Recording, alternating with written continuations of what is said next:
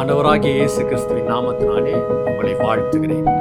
ஏசாயா 49 அதிகாரம் 15 வசனத்தில், தாய் தன் பிள்ளையை மறப்பாளோ, அவளே மறந்து போனாலும் நான் உங்களை மறக்க மாட்டேன் அப்படின்னு ஒரு அற்புதமான அன்பான வசனத்தை ஆண்டவர் பேசுகிறார்.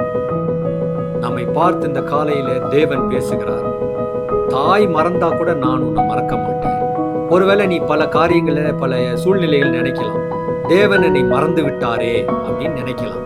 ஆனா கர்த்தர் உங்களை மறக்கவே இல்லை. உள்ளங்கையில வரைந்து வைத்திருக்கிறேன்னு சொல்றார். ஆகவே உங்களை குறித்து பெரிய திட்டத்தோடு இருக்கிற கர்த்தர் அவர் உங்கள் கூடவே இருக்கிறார்.